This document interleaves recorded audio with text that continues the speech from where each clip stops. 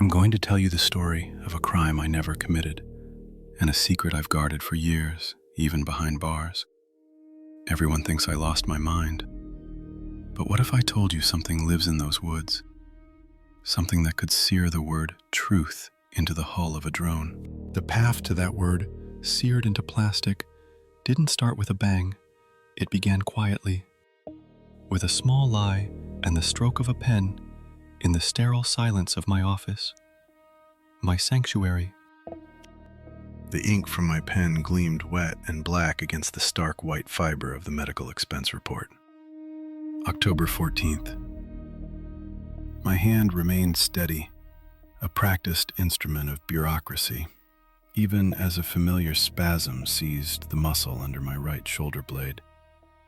I forced the cramp down, exhaling a breath that smelled of stale coffee and the metallic tang of ozone permeating my office. This room was my sanctuary. 150 meters from the chaotic wilderness outside, everything here aligned with a grid. With surgical precision, I altered the date of the paracetamol receipt. 2 weeks earlier. A small forgery, a necessary one. The inventory showed a full box missing, seized secretly for James before the cough took him.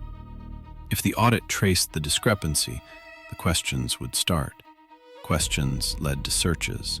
Searches led to the truth. And the truth would burn this forest to ash. My fingers went to my shoulder, massaging the knot of tension. It pulsed there like a second heart, a physical echo of the lie I lived. 2 years of silence. 2 years of burying reports, diverting patrols, and maintaining the facade of Ryan Carter, the perfect ranger, the introverted logistician who worshipped protocol. A memory hijacked my senses. The smell of pine resin and fever sweat. James, his face gray as the winter sky, pressing a crumpled map against my chest. His fingers were cold. "Law is order," he had wheezed, the bruise on his temple dark against his pale skin. "But a pact is life." I could see the charcoal cross on the paper. The cave. "Swear it, Ryan. They will hunt him. Swear." I blinked, the vision dissolving into the sterile walls of my station. The radio crackled. A summons. Director Cole required my presence at the temporary headquarters. Leaving the station meant abandoning my armor. I walked across the frozen gravel of the parking lot, the wind biting through my ironed uniform. The headquarters sat in the center of the lot, a pristine white trailer that hummed with the sound of generators. It belonged to a different world, a world of spreadsheets and satellite surveillance. Inside, the air was recycled and warm. Director Willard Cole stood by a wall of monitors, 55 years old, posture like a steel rod, wearing a field uniform that cost more than my annual salary. He adjusted his thin, wire-rimmed glasses. His blue eyes did not blink. They processed. "Operator Ryan." His voice carried no inflection. It was the sound of a closing ledger. "I am conducting a total audit. My data shows abnormal spikes in the consumption of high-octane gasoline and food rations in your sector.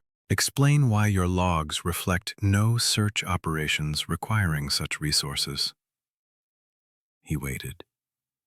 Cole did not tolerate inefficiency. He viewed emotion as a defect in the system. "We experienced severe weather patterns," I lied, my voice steady, my shoulder screaming. "Extended idle times for the engines to prevent freezing. Rations were distributed to stranded hikers." Cole stared. He adjusted his glasses again.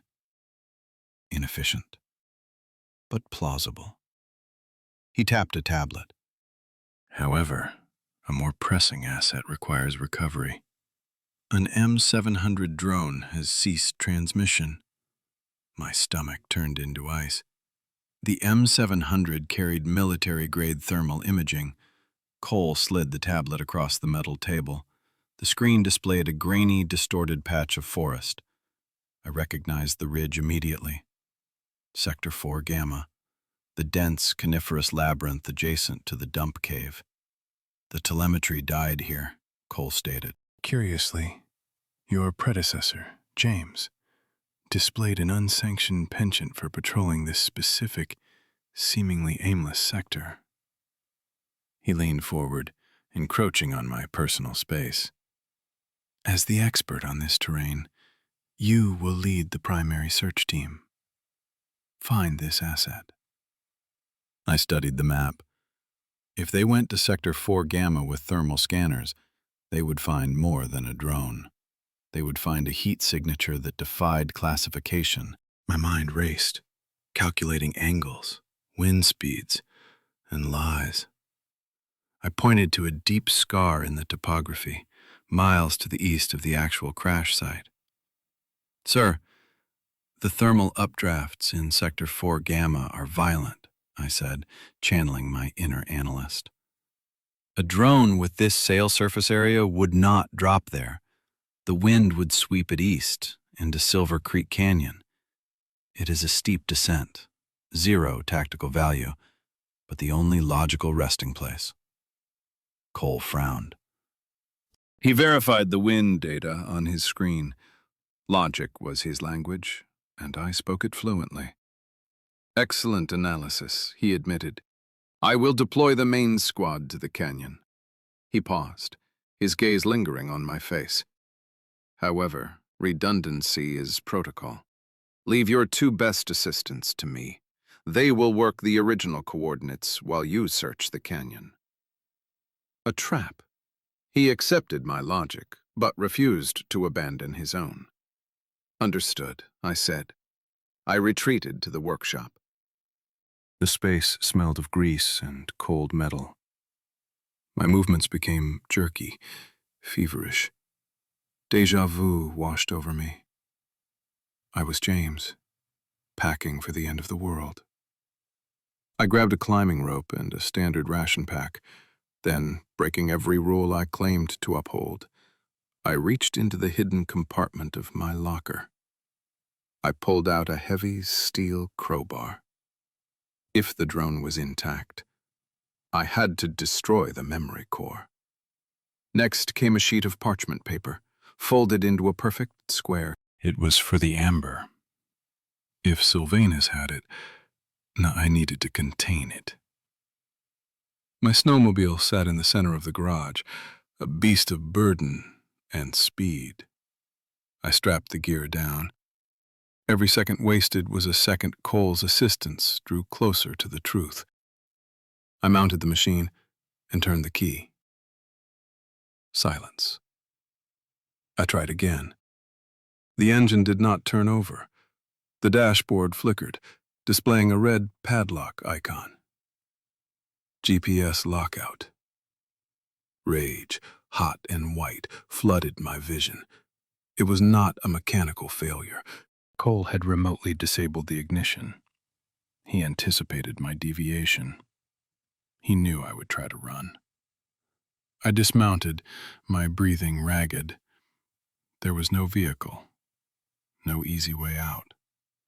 I grabbed my pack and the snowshoes strapped to the side of the machine. I threw a tarp over the snowmobile, burying it under a mound of loose snow to buy time. 10 kilometers to the checkpoint. I had to run. I hit the paved road, the snowshoes slapping against the asphalt where the ice had thinned, then biting into the deep drifts as I veered into the tree line. My lungs burned. The cold air tasted like iron. I forced my legs to pump, a piston engine of flesh and bone. The checkpoint marked the boundary, the edge of the system. Beyond lay the chaos of the deep wilderness. I stopped to catch my breath, my hands on my knees. The snow here was pristine, an unbroken white sheet except for one line. I froze. Among the fading indentations of my own patrols from days ago, a fresh track cut through the powder. It was massive. 5 toes, but splayed wide. The stride was impossible for a human, too deliberate for a bear.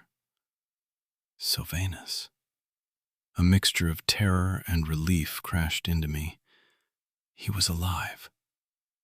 But the tracks did not wander. They moved with terrifying purpose, a straight line pointing directly toward the clearing of the reset. He knew. The creature understood the drone was a threat. He was not waiting for me to save him. He was moving to intercept. I was no longer a ranger. I was a hunter, chasing a ghost. I followed the tracks, pushing my body past the red line of exhaustion. The forest grew dense, the trees closing in like prison bars. Then I saw it. Crossing the massive prints of the creature were 2 sets of boot tracks, standard issue Army soles. Cole's assistants. They had not waited.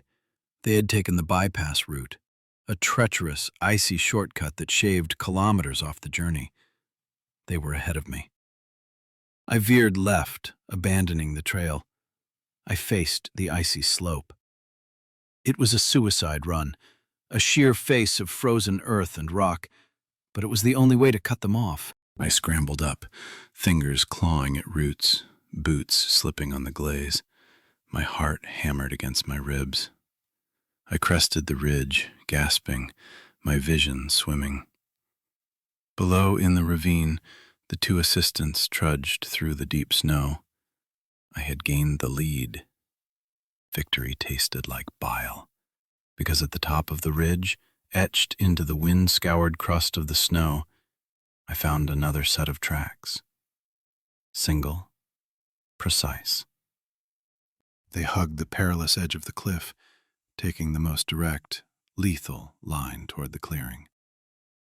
These were not the heavy treads of the assistants. These were expensive, custom-soled field boots. Director Cole. The realization hit me with the force of a physical blow. He had never intended to trust the search to his subordinates. He had sent the main team away, sent his assistants on a slower route, and taken the deadliest path himself. He was ahead of everyone. He was hunting the truth alone, and he was winning. The silence of the deep wilderness was not empty. It was heavy, a physical weight pressing down on the crown of my head. It was the absolute zero of sound, a vacuum where the only noise was the frantic, thumping rhythm of my own heart and the ragged tear of air entering my lungs. I stood there, boots sinking into the powder, surrounded by ancient spruce trees that loomed like silent judges in a tribunal I had already lost. My internal critic, usually a whisper, screamed. Deviation from protocol, gross negligence, unauthorized use of resources. The forest did not care about my perfect reports. It did not care about the hours I spent aligning the edges of paper or the surgical precision with which I organized my desk. Here, in the shadow of the mountain, my carefully constructed armor of order evaporated.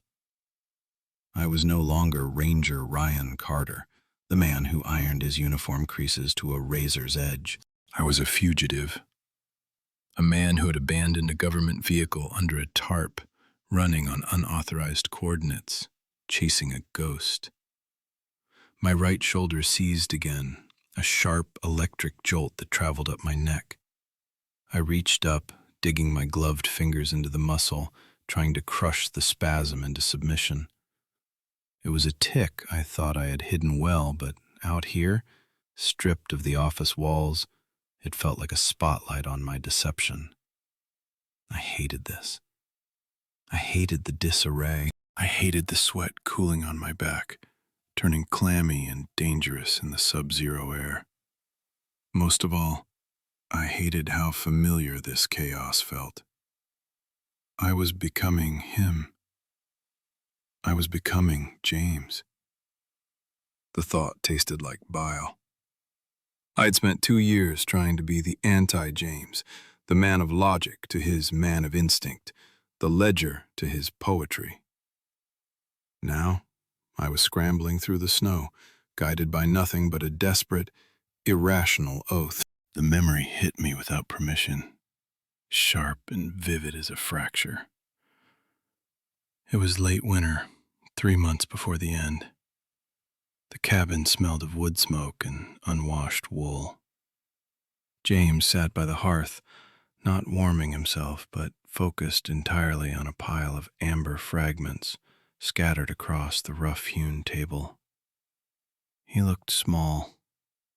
The cancer was already eating him, hollowing out his cheeks, but his eyes burned with a feverish, terrifying intensity.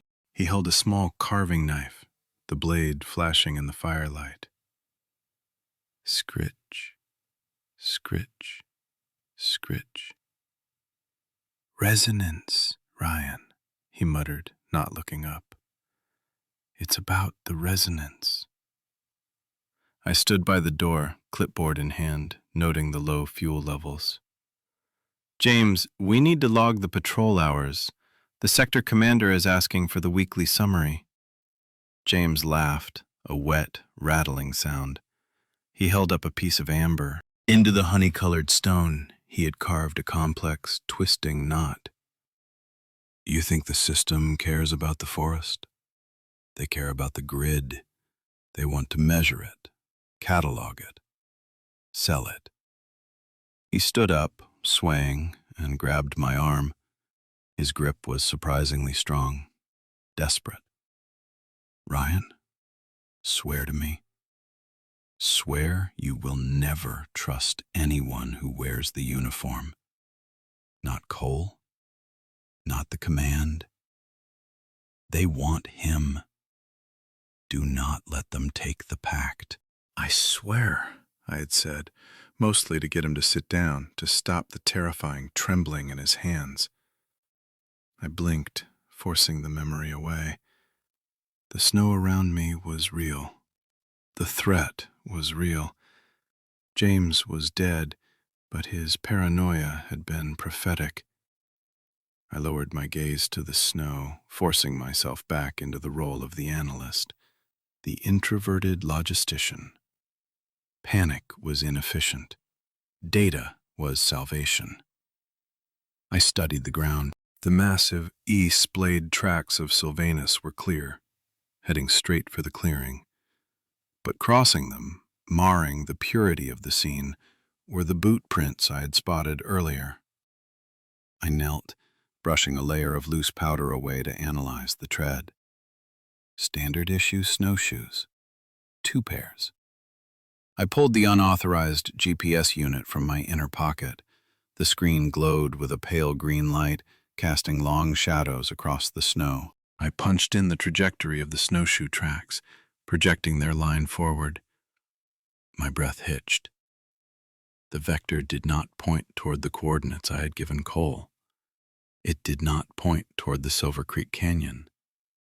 The line pointed southwest, intercepting the steep incline of the bypass route. I stared at the screen, the numbers blurring. The bypass route was a jagged scar on the map, a treacherous shortcut that required traversing a 60-degree slope of ice and scree. I described it in my reports as impassable for standard patrols.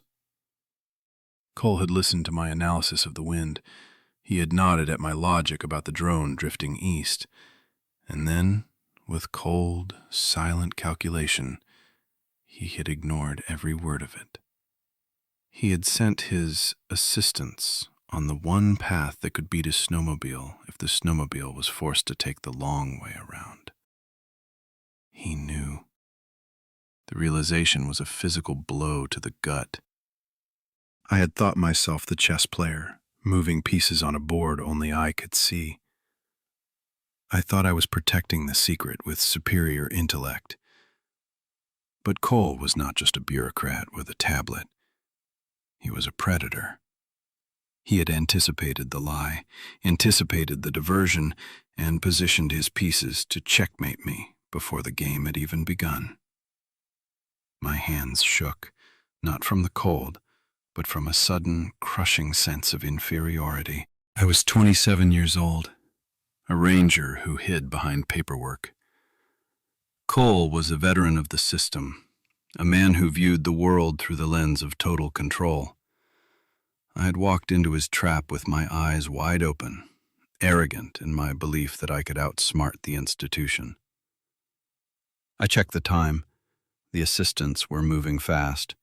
If they took the bypass, they would reach the plateau in 40 minutes. From there, it was a straight shot to the clearing of the reset. I had to move. I shoved the GPS away and turned my eyes to the ridge looming on my left. The bypass route. To catch them, I had to climb it.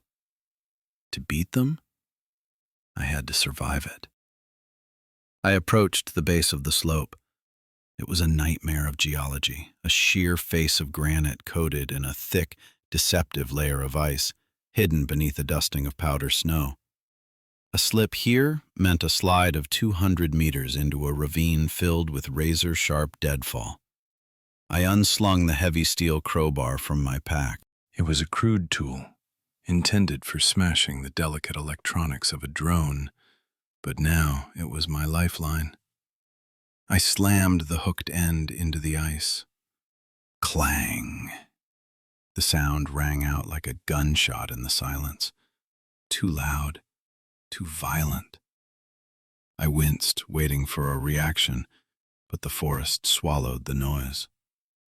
The metal bit deep. I hauled myself up, kicking the toes of my boots into the crust. Step. Strike. Pull. My right shoulder screamed in protest. The muscle, already tight with stress, felt like it was tearing with every upward motion. It was a punishment. The pain was the physical manifestation of 2 years of lies, 2 years of falsified documents, 2 years of carrying a secret that was too heavy for one man. Strike. I gasped, the cold air burning my throat. Sweat ran into my eyes, stinging. Pull. I slipped. My left foot lost purchase on a patch of black ice.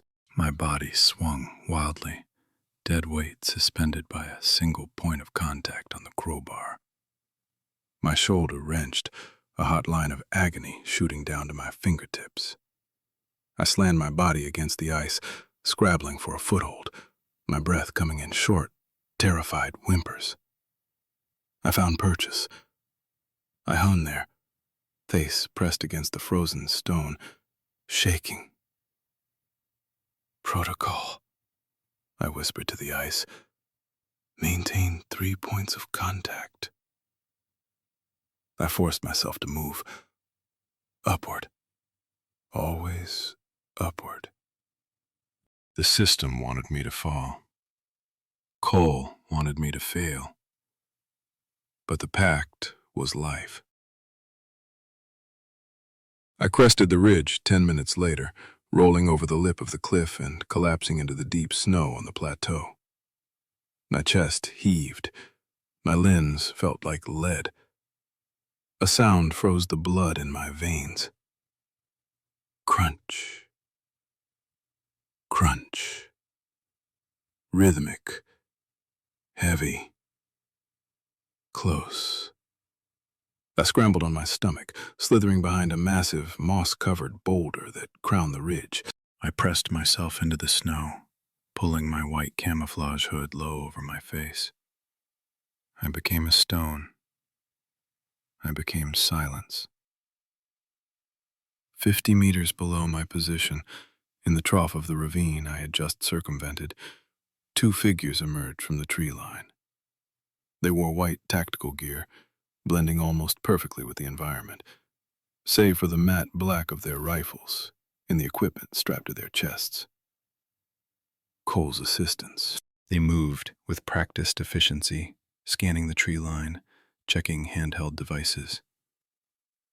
They were not rangers. Rangers walked with a hiking gait, preserving energy. These men moved like soldiers, weapons at the low ready, eyes sweeping sectors. If I had stayed on the main trail, they would have intercepted me. If I had been 5 minutes slower on the climb, they would have seen me silhouette against the sky. I held my breath until my lungs burned. The only advantage I possessed was my knowledge of the blind spots in this terrain.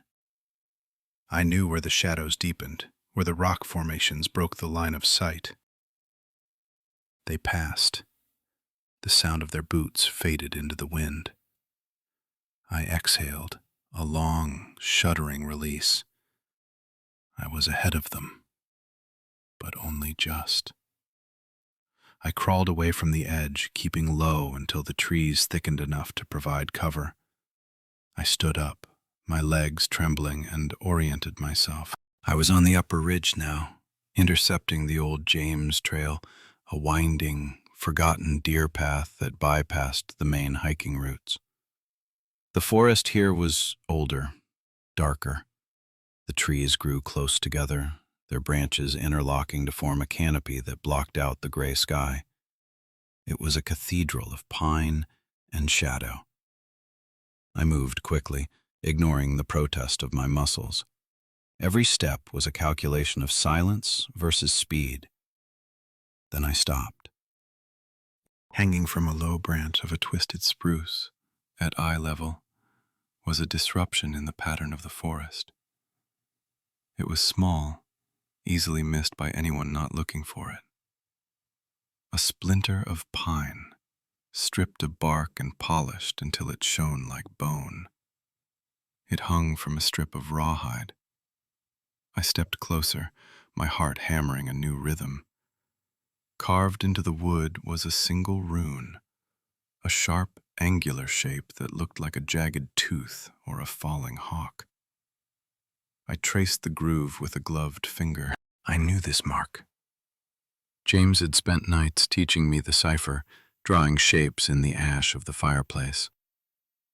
Danger. Trap. Turn back. My throat tightened. This was not old. The wood was fresh, the resin still sticky and fragrant. Sylvanus had been here. Or, no, Sylvanus did not use tools like this. My mind raced. Had James left this years ago? No, the rawhide would have rotted. Then I understood. James had prepared these. Caches of markers hidden in the hollows of trees, meant to be deployed when the end came. Sylvanus had found one. The creature had taken the warning James left for him and placed it here. For me. It was communication. It was intelligence. Danger. He knew I was coming. He knew they were coming. I looked at the rune, and the logic of the introverted logistician warred with the keeper of the secret. The logical move was to push past it, to ignore the superstition, but the rune demanded acknowledgement. I swung my pack off one shoulder. I dug through the contents until my fingers closed around the dense, foil-wrapped brick of my emergency ration. A high-protein bar, 2,000 calories of dense fuel, my most valuable resource in this cold. I hesitated. Giving up resources without a guaranteed return was a violation of survival protocol. It was waste. I tore the foil open. I broke the bar in half. I placed the larger half at the base of the tree, directly beneath the hanging rune. I covered it with a flat stone to protect it from scavengers, arranging the rock in a way that would look unnatural to an animal but obvious to a higher intelligence. "I hear you," I whispered to the empty forest. It was illogical. It was emotional. It was a prayer offered to a deity of fur and muscle. But as I stood up, the knot in my shoulder loosened, just a fraction. I had honored the pact. I turned back to the trail, checking my compass. The clearing was less than 3 kilometers away. I picked up the pace, my snowshoes eating up the distance. The snow here was less disturbed, the wind having smoothed over the surface. I was making good time. I was winning. And then I saw the track. It was singular. It cut across the James Trail, intersecting my path from the east. I stopped, staring at the indentation in the snow. It was not a snowshoe print. It was a boot print. Deep, clearly defined, the rubber lugs sharp and aggressive. I dropped to one knee, pulling out my compass to use as a scale reference. I measured the length, the depth, the angle of the toe off. Vibram soles, custom orthotic heel strike. A long, confident stride that spoke of a man who did not stumble. I looked up the trail, my eyes following the line of footprints. They did not waver. They did not search for the easiest path. They punched straight through the brush, heading directly for the clearing with the relentless certainty of a missile. Director Cole. The blood drained from my face. He was not with the assistants. He was not monitoring from the trailer. He had not even taken the bypass route.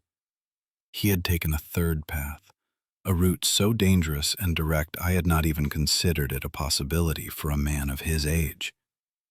He had walked alone. The realization shattered the last remnants of my ego. I had assumed he was a bureaucrat relying on subordinates. I had assumed he was part of the machine, a cog that needed other cogs to turn. I was wrong. Cole was not the cog. He was the operator. He did not trust his assistants to secure the asset. He did not trust the reports.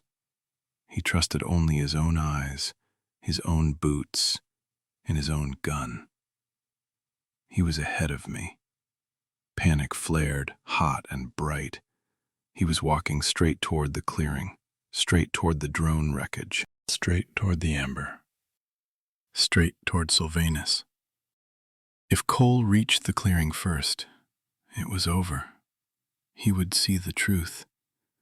He would document it, categorize it, and call in the containment teams. The forest would be swarming with helicopters within the hour.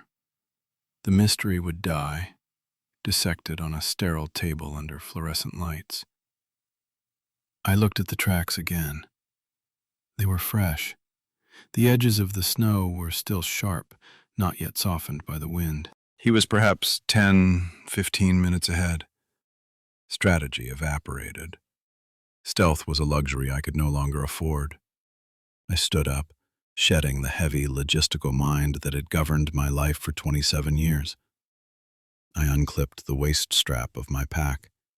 I let it slide off my shoulders, the heavy canvas hitting the snow with a soft thud. I left the rope. I left the extra rations. I left the thermal blanket. I kept only the crowbar, gripping the cold steel in my right hand. I was 27. Cole was 55. I had youth. I had fear. I had the desperation of a man who had already sacrificed his integrity and was now prepared to sacrifice his body. Run, I commanded myself. I launched myself forward. I did not pace myself. I did not conserve energy. I sprinted. My snowshoes kicked up plumes of white powder. My breath came in ragged gasps, burning my throat like swallowed glass. I tore through the underbrush, branches whipping against my face, tearing at my uniform. I did not care. I ran until my heart hammered against my ribs like a trapped bird. I ran until the edges of my vision began to gray. Faster. He is ahead. He is going to kill the world.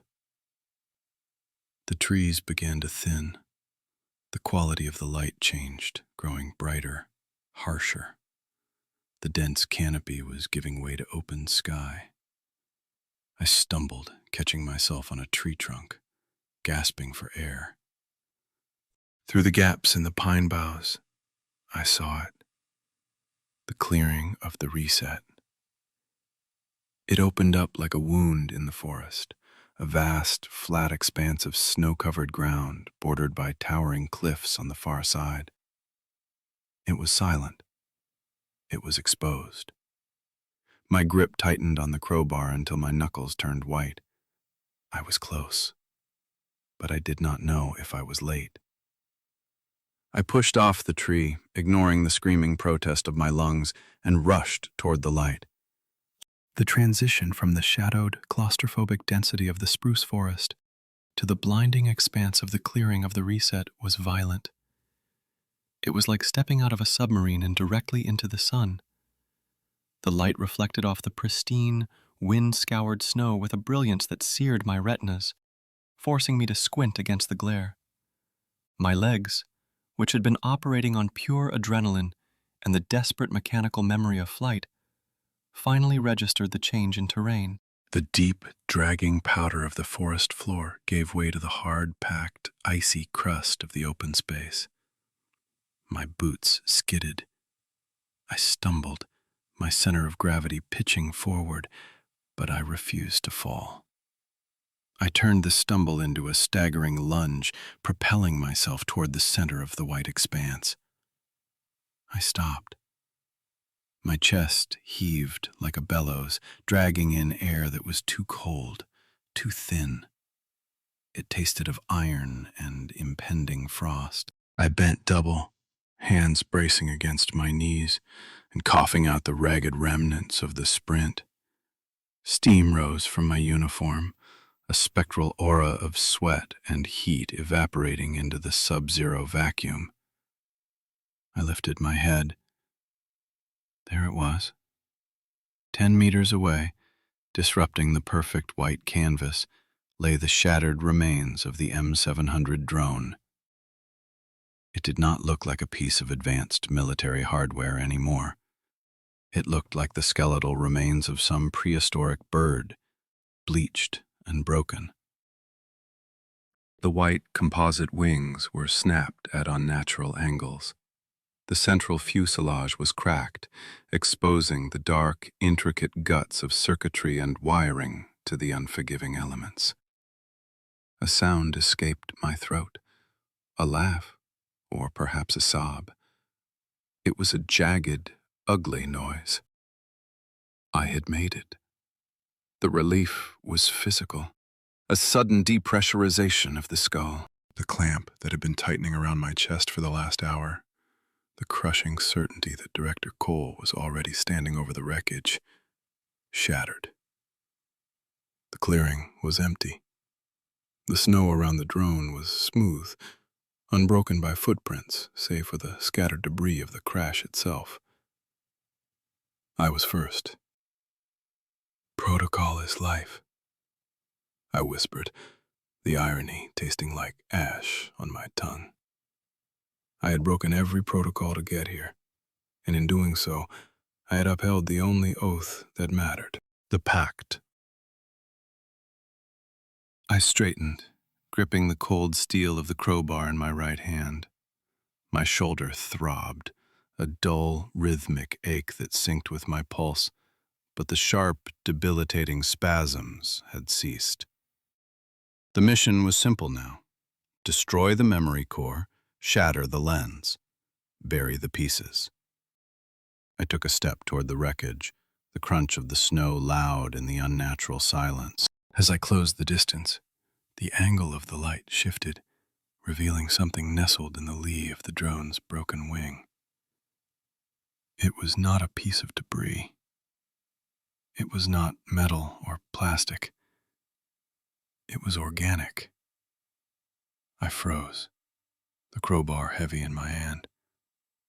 Sitting in the snow, shielded from the biting wind by the drone's fuselage, was a basket. It was not a rough, hasty collection of twigs. It was a masterpiece of weaving. Strips of willow bark, harvested with care, had been interlaced with flexible pine roots to form a tight, sturdy container. The craftsmanship was exquisite, displaying a geometric precision that rivaled the machined angles of the drone beside it. I dropped to my knees, the cold seeping instantly through my uniform trousers. My hands, trembling slightly, reached out to touch the rim of the basket. The wood was cold, but it felt alive compared to the sterile plastic of the M700. Inside, resting on a bed of soft gray lichen cloth, fabric that had been pounded and felted from moss, lay 3 objects. I picked one up. It was heavy, dense, and colder than ice. Obsidian. It was a knife, or perhaps a scraper, flaked from a core of black volcanic glass. The edge was translucent, razor-thin, capable of splitting a hair. The handle was wrapped in sinew, dyed a deep ochre. I turned it in the light. The black surface drank the sun, shimmering with iridescent purples and greens deep within the stone structure. I looked at the other 2. Identical in quality, different in shape. One for cutting, one for piercing. A wave of emotion crashed over me, drowning the lingering panic. This was not the hoarding of a magpie. This was not the curiosity of an ape. This was a gift. Sylvanus had not just intercepted the threat. He had understood the dynamic of our relationship. I brought food. I brought medicine. I brought the resources of my world to sustain him, and now, in the face of this technological intruder, he had responded. He had destroyed the threat, yes, but he had left something in its place. Trade. Reciprocity. A profound sense of pride swelled in my chest. For 2 years, I had wondered if I was merely a zookeeper, a warden protecting a wild animal. James had spoken of the resonance of the intelligence in those deep-set eyes, but I had always harbored the skeptic's doubt. I was wrong. This was culture. This was an acknowledgement of an alliance. "Thank you," I breathed, my voice lost in the vastness of the clearing. I placed the obsidian blade gently back into the basket. The crowbar in my other hand felt crude now, a bludgeon of a primitive civilization compared to the elegance of the stone tools. But I had work to do. The gift was beautiful, but the drone was still a danger. I shifted my attention to the M700. I needed to find the SD card slot. I needed to pulverize the silicon until no data could ever be recovered. I reached for the underbelly of the fuselage, my fingers brushing against the cold plastic. I flipped the heavy central unit over, exposing the sensor array and the data ports. My breath hitched in my throat. The memory card slot was not empty, nor did it contain the standard issue, high-speed military card I expected to find. Embedded in the slot, fitted with a tolerance that would have made a machinist weep with envy, was a chip of amber. I stared at it, my mind refusing to process the visual data. It was a rectangular piece of fossilized resin, cut and polished to the exact dimensions of an SD card. It sat flush against the housing, glowing with a warm inner fire as the sunlight hit it. It looked like it belonged there. It looked like the drone was powered by the sun trapped inside the stone millions of years ago. I reached out and touched it. It was warm. Warmer than the air, warmer than the plastic. It hummed against my fingertip, a subtle vibration that traveled up my arm and settled in the base of my skull. The implication staggered me. Sylvanus had not simply smashed the machine. He had dissected it. He had understood, on some fundamental, intuitive level, that this slot was the heart of the device. He understood that this was where the memory lived, and he had removed it. But he had not left it empty.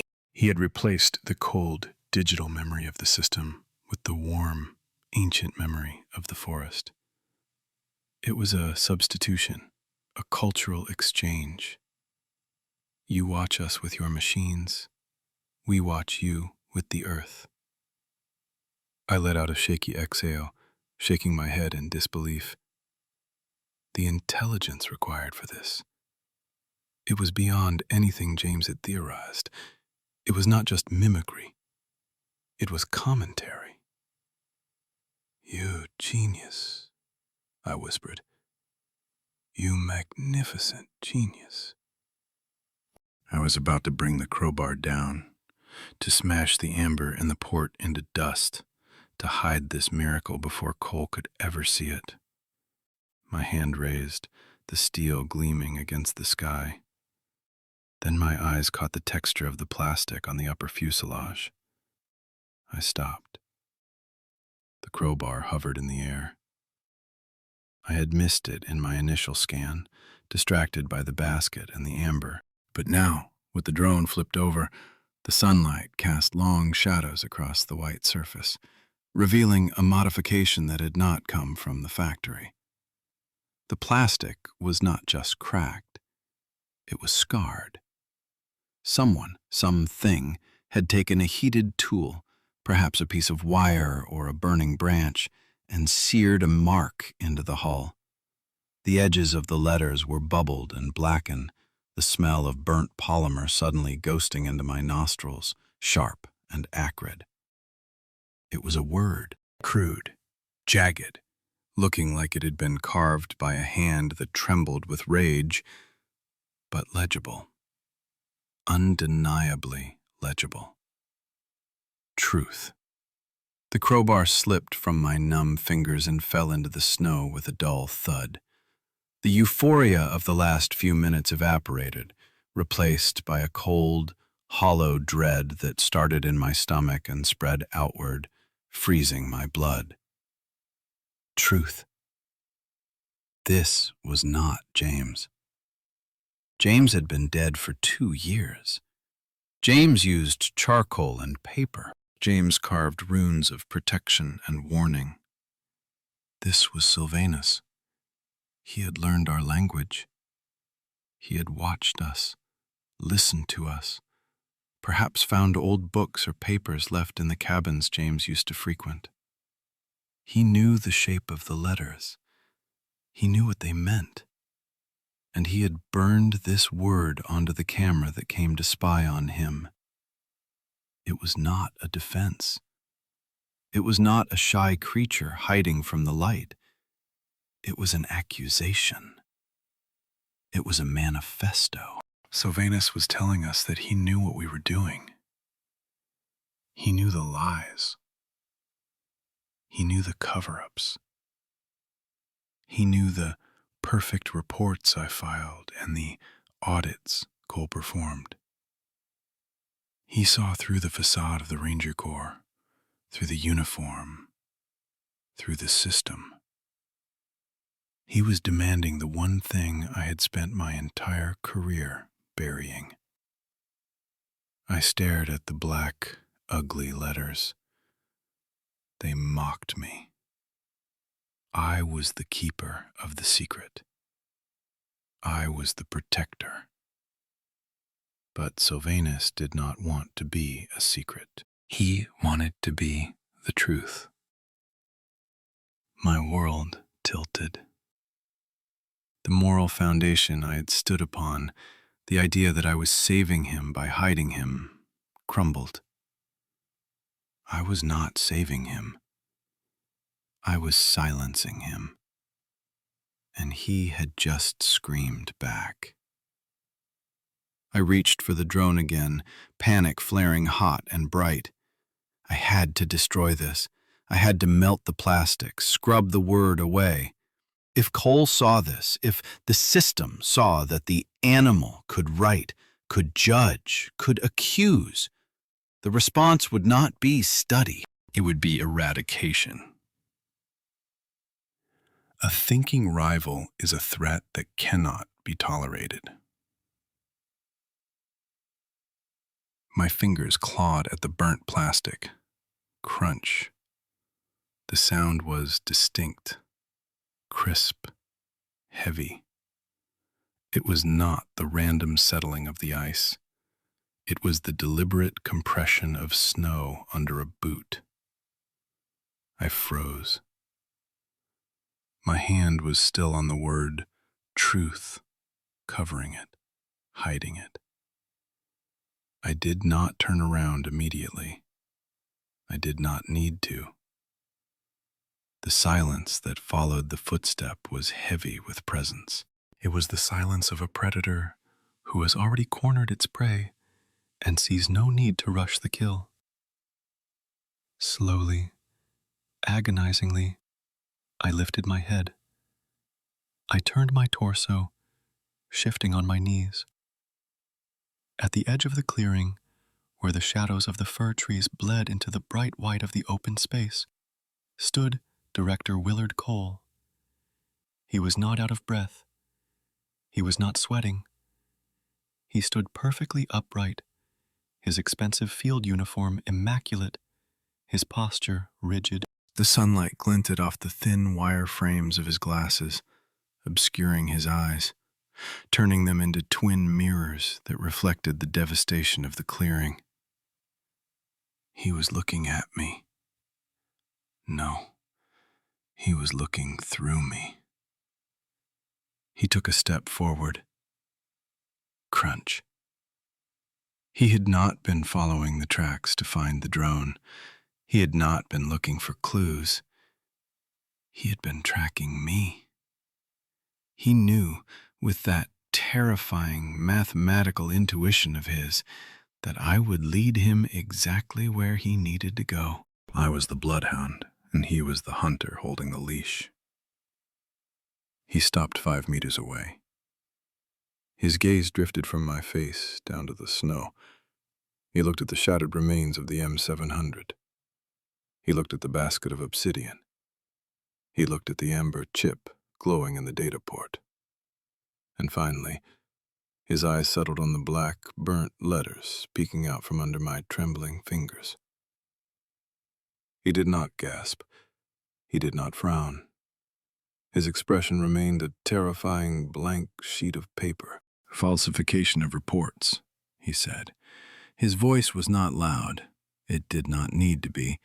It cut through the thin mountain air with the clarity of a bell. Gross negligence regarding government property, he continued, taking another step. Unauthorized operation of a vehicle. Deviation from assigned sector coordinates. He stopped 2 meters from me. He looked down, towering over my kneeling form. And now, he said, gesturing vaguely at the wreckage with a gloved hand. Destruction of state assets. Obstruction of a federal audit. He paused, adjusting his cuffs.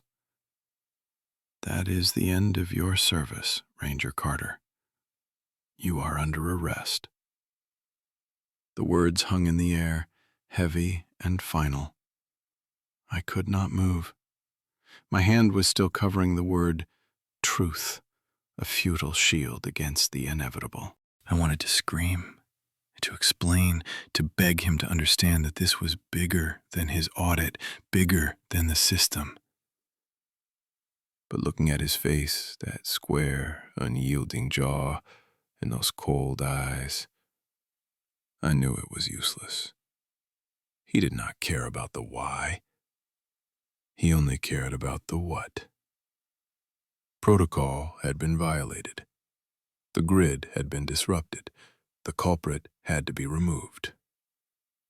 Cole reached to his hip. The movement was smooth, practiced, devoid of hesitation. He unsnapped the retention strap of his holster and drew his service weapon. A Glock 17, matte black, standard issue, efficient.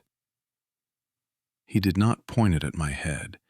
He held it at the low ready, strictly according to the manual for detaining a non-compliant subject. "Stand up, Ryan," he ordered. I looked at the crowbar lying in the snow a meter away. It was useless. Against a gun, against the weight of the authority standing above me, it was a twig. My anger, which had fueled my sprint, curdled into a thick, suffocating impotence. I was the keeper of the secret, and I had failed. I had led the enemy straight to the sanctuary. I slowly removed my hand from the drone. The word truth lay exposed to the sky.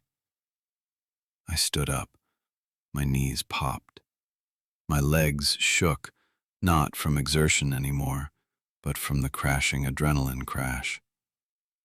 I slumped, my shoulders curving inward, the posture of a broken man. I did not meet his eyes. I stared at the Vibram logo on his chest rig.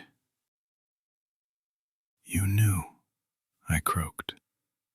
My voice was a stranger, hoarse, weak. "You knew I'd come here." Cole did not answer immediately. He holstered his weapon with a sharp click. He did not need it. He saw that I was defeated. He reached into the inner pocket of his field jacket. It was a slow, deliberate movement. "You think you are unique, Ryan?" he asked. There was a faint, mocking lilt to his voice now, a crack in the robotic facade. "You think you are the first to suffer from this delusion?" He pulled his hand out. He held it up, palm open, for me to see. My heart stopped. Resting in the center of his black leather glove was a chip of amber.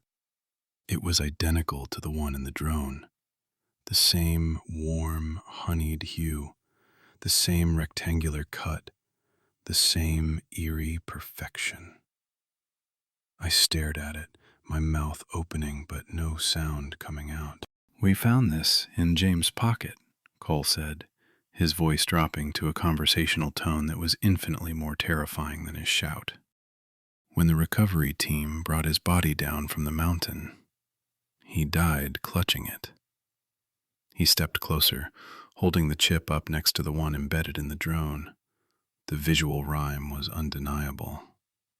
They were twins. "He managed to make one substitution before the pulmonary edema took him," Cole explained, his eyes boring into mine. "We found his logbooks, the encrypted ones. We found the missing hard drives."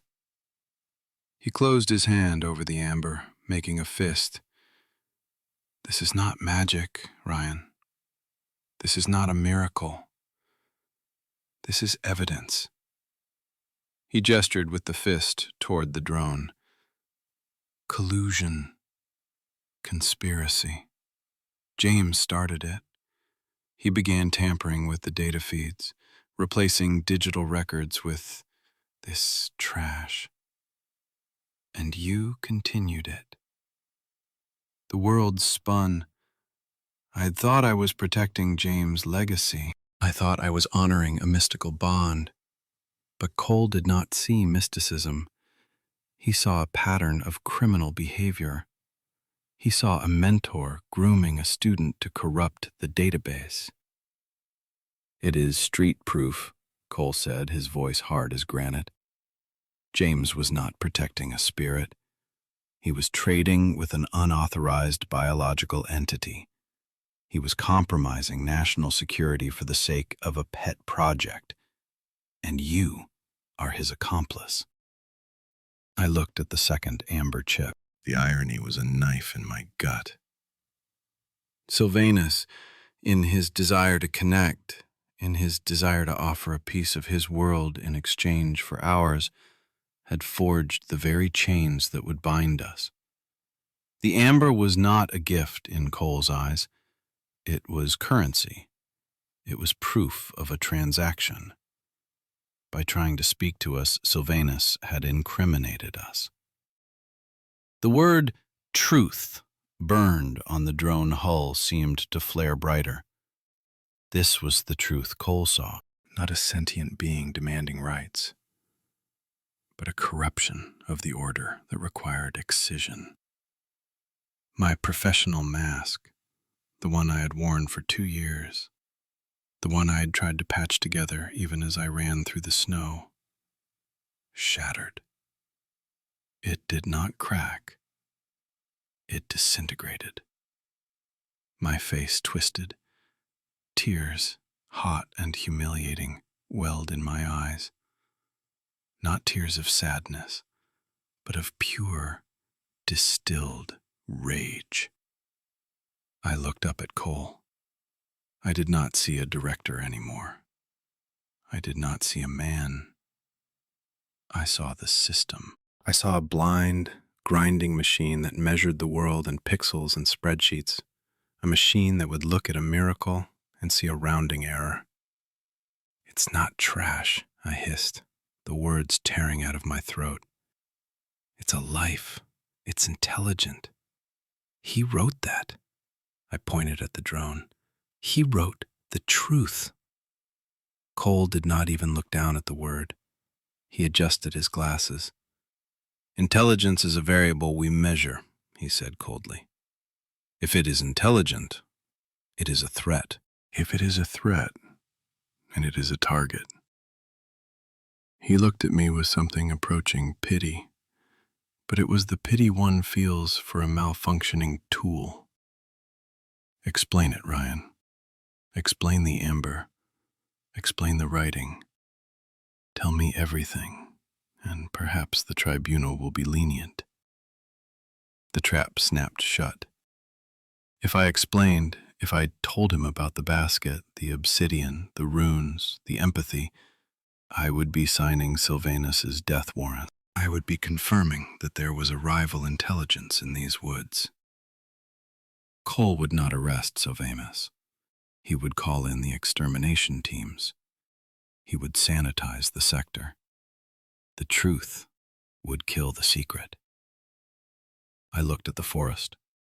Somewhere out there, in the deep shadow of the trees, he was watching. Sylvanus, the keeper of the truth. He had trusted me. He had given me a gift.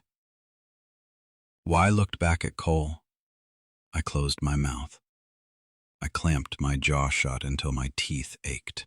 I let my shoulders drop and let the rage drain away, replaced by a cold, heavy resolve. I could not save myself. The evidence was absolute.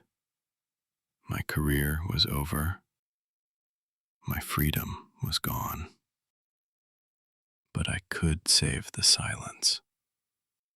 If I was just a crazy ranger, a man who had snapped under the isolation, a man who vandalized drones and carved words into plastic to feed his own delusions, then maybe, just maybe, they would stop looking. Maybe they would write it off as a personnel failure, not a biological threat. I looked at the amber in the drone. I looked at the word truth. I would be the lie that protected it. I lowered my head, staring at the snow between my boots. I have nothing to say, I whispered. Cole waited. The silence stretched, thin and taut. So be it, Cole said. He reached for the radio on his shoulder. Command, this is Director Cole. Sector 4 Gamma secured. Suspect in custody. Send recovery transport. He looked at me one last time, his eyes devoid of anything human. Protocol must be observed. I stood there, the wind picking up, blowing snow over the wreckage, beginning the slow work of burying the truth once again. I was a prisoner. But the pact was still alive. I closed my eyes and let the cold take me. The wind rising from the valley floor carried the scent of ozone and ancient ice, swirling around the clearing of the reset like a restless spirit. I stood motionless, my boots anchored in the hard-packed snow, watching the man who held my life in his gloved hands. Director Willard Cole did not gloat. Gloating was an emotional inefficiency, a waste of caloric energy. He simply processed the victory. He took 2 precise steps backward, creating a tactical distance between himself and the prisoner, me. His movements were fluid, practiced, the muscle memory of a man who had spent 3 decades enforcing the grid upon the chaos of the world. He reached for the satellite phone clipped to his tactical vest. The device was black, ruggedized, a brick of technology designed to punch a signal through the most hostile atmospheric conditions. He extended the antenna with a sharp snap. I watched him dial. My heart hammered against my ribs, a trapped bird throwing itself against the bars of a cage.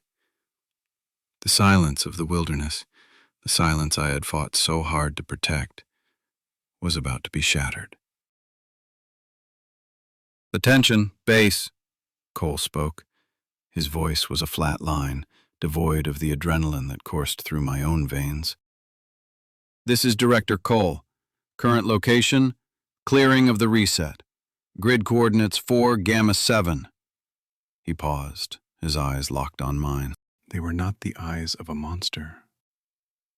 They were the eyes of a calculator. The M700 asset has been located, he continued, the words hanging in the frigid air like frozen vapor. Status: destroyed. Preliminary assessment indicates intentional sabotage. I swallowed, the dryness in my throat tasting of copper. I have Operator Ryan Carter in custody, Cole stated. Charges are as follows: falsification of official federal reports, willful destruction of government property, and conspiracy to defraud the system in collusion with the late Ranger James. He listened for a moment to the crackle of the voice on the other end. Affirmative, he said. Send a recovery squad immediately. Priority Alpha. We require full evidence collection and immediate extraction of the detainee. Cole out. He lowered the phone, sliding it back into its pouch with a definitive click. The connection was made. The gears of the system were turning, grinding into motion miles away. In 20 minutes, perhaps 30, the sky would tear open, and the rotor blades of a transport helicopter would descend upon this sanctuary. Cole looked at me. He looked at the wreckage of the drone, and finally, he looked at his hand. He held it out, palm up, a pedestal for the evidence he had collected. Resting there were 2 chips of amber. One was the piece he had pulled from his own pocket, the artifact found on James's corpse 2 years ago. The other was the chip he had just pried from the data port of the destroyed drone. They sat side by side, twin stars of fossilized resin glowing against the black leather of his glove. They caught the harsh mountain sunlight, refracting it into warm hues of honey and whiskey. To me, they were a miracle. They were a bridge between species, a handshake across millions of years of evolution. To Cole, they were contraband. "That is it, Ryan," he said softly. He manipulated the chips with his thumb, clicking them together. The sound was distinct, a dry, organic clack that seemed deafening in the silence. 2 chips, identical composition, identical cut. He shook his head, a gesture of disappointment not in the situation, but in the waste of potential. "This is the symmetry of corruption," he declared. "Perfect.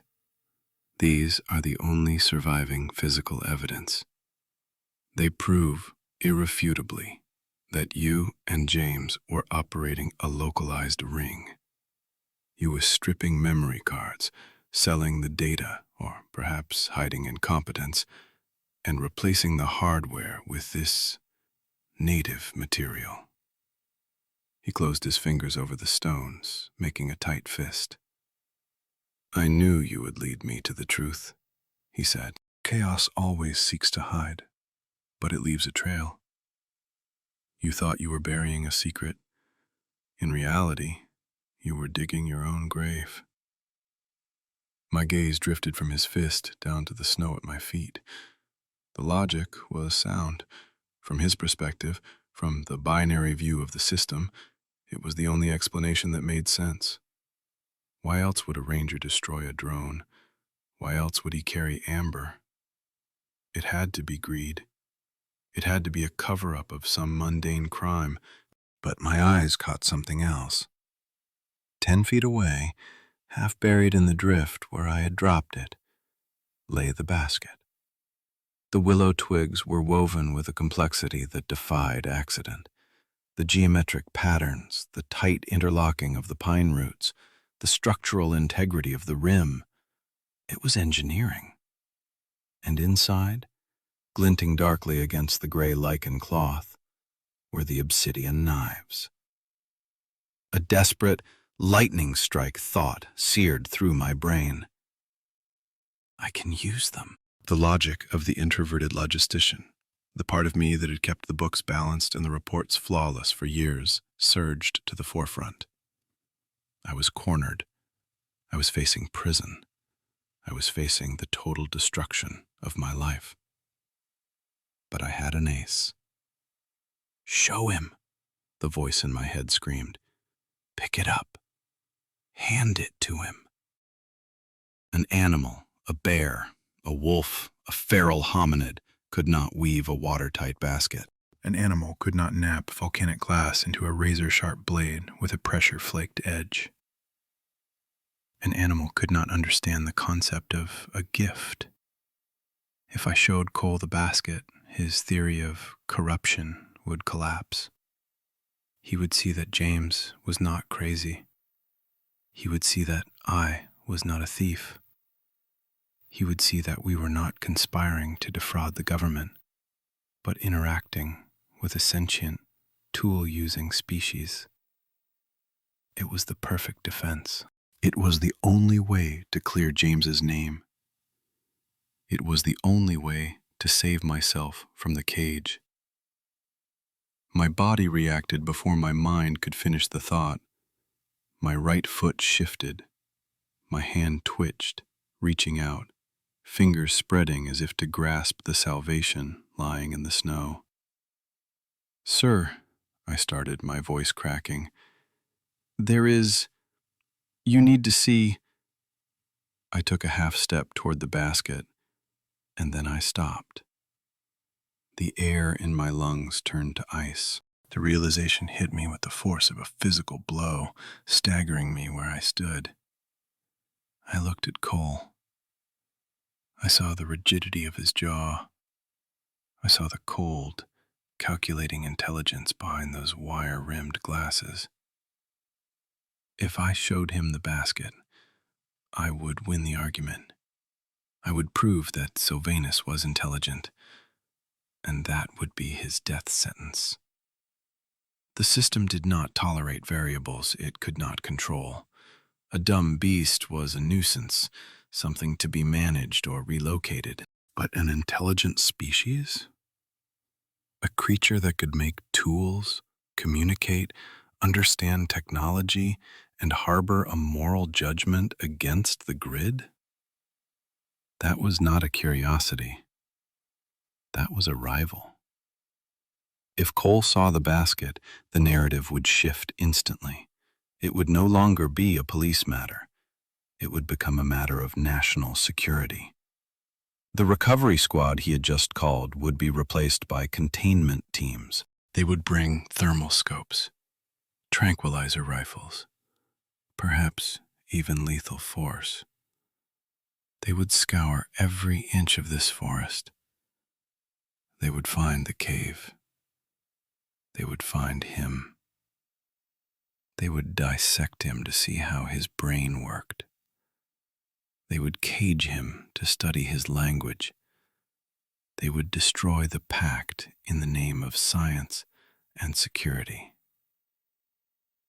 I stood on the precipice of the decision. On one side lay my freedom, my career, the vindication of my mentor. All I had to do was point a finger and say, "Look at what he made." On the other side lay the silence, the prison cell, the disgrace, the complete annihilation of Ryan Carter, the perfect ranger. I looked at the basket one last time. It was beautiful. It was the physical manifestation of the connection I had yearned for, the proof that we were not alone in the universe. And because I loved it, I had to destroy it. My hand, hovering inches from the direction of the artifact, dropped to my side. I closed my eyes for a fraction of a second, bidding farewell to the man I used to be, the man who valued order above all else, the man who believed that the truth would set you free. The truth would not set me free. The truth would kill the thing I was sworn to protect. I opened my eyes. The stout protocol, the rigid adherence to rules and self-preservation, shattered inside me. In its place, a new structure formed. Darker, harder. The martyr. I did not look at Cole. I looked at the snow. With a movement so subtle it might have been a shiver from the cold, I shifted my weight. I did not lunge for the basket. I stepped on it. I brought the heavy heel of my boot down on the delicate willow weaving. There was no sound, only the soft compression of the snow. I ground my heel down. I twisted my foot. I felt the structure of the basket collapse beneath the rubber sole. The willow twigs snapped silently. The obsidian knives were driven deep into the powder, buried under the white blanket, pushed down into the frozen mud of the earth. I worked my foot back and forth, smoothing the surface, obliterating the shape, erasing the evidence of the mind that had created it. I did this while Cole looked away, checking the signal on his phone again. I destroyed the proof of Sylvanus's humanity to save his life. The unwritten law of the pact was not about preservation of artifacts. It was about the preservation of the secret. I lifted my foot. The snow was disturbed, churned up, but it looked like nothing more than the struggle of a man losing his footing. The basket was gone. The knives were gone. Buried. "Speak up, Ranger," Cole said, his voice cutting through my internal funeral. He turned back to me, his face a mask of impatience. "You were about to say something. Tell me, how are you and James going to use these stones? Was there a buyer? A collector?" He waited for the lie. He expected me to spin a tale about a black market geology ring, or a superstition, or a mental breakdown. He was ready to dissect my words, to find the inconsistencies, to tear my defense apart with his logic. I looked up at him. The wind whipped across the clearing, stinging my eyes, but I did not blink. I looked at the man who represented everything I had once aspired to be: the perfect uniform, the absolute authority, the unwavering belief in the system. I felt nothing for him. No hatred, no fear, no respect. I felt only a vast, terrifying alienation. We were different species now. He was a creature of the light, of the documented, of the known. I was a creature of the shadow, of the buried, of the silent. I could not explain the amber to him. I could not explain the resonance. To try would be to cast pearls before a machine. Silence was my weapon. Silence was my shield. I am waiting, Cole pressed, stepping closer. Justify this. I took a breath. It was cold and clean. Yes, sir, I said. My voice was steady. It did not tremble. I falsified the reports. Cole blinked. He had expected resistance. I destroyed the property, I continued, listing the crimes as if reading from a ledger. I operated the vehicle outside of designated parameters. I tampered with the logs. I paused. I accept full responsibility. I did not mention the basket. I did not mention the cave. I did not mention the name Sylvanus. I took the blame for James. I took the shame of the corruption. I let Cole believe that his petty, bureaucratic narrative was the absolute truth. Cole stared at me. For a second, a flicker of confusion crossed his face. It was too easy. The confession was too complete. But then, his nature took over. The system preferred efficiency. A confession was efficient. It saves time on the paperwork. And the collusion? He asked. You admit to the conspiracy with James? I admit that I acted, I said carefully, and that James acted, and that we are responsible. It was not a lie. We were responsible. Responsible for the pact. Very well, Cole said. The sound of rotors began as a thrumming vibration in the soles of my boots. Then came the thwack, thwack, thwack, echoing off the canyon walls. We both looked up. The helicopter crested the ridge, a dark insect against the blinding sky. It banked hard, the downwash kicking up a blizzard of loose snow. I narrowed my eyes against the stinging ice crystals. The machine hovered 50 feet above the clearing, a winch cable unspooled. 3 figures in tactical winter gear descended, sliding down the ropes with practiced speed. They hit the ground running, weapons raised, moving to secure the perimeter. They were rangers, men I might have shared coffee with in the mess hall a week ago. Now, they were anonymous enforcers behind polarized goggles. Cole signaled them. He did not shout. He used hand signs. Secure. Contain. Take the detainee, Cole ordered as the team leader approached. Inspect the site. I want every piece of the M700 collected. Look for any other electronic components or evidence of data tampering. He paused, glancing at the churned snow where I had buried the basket. Leave the rest, he said dismissively. We are not here to map the topography.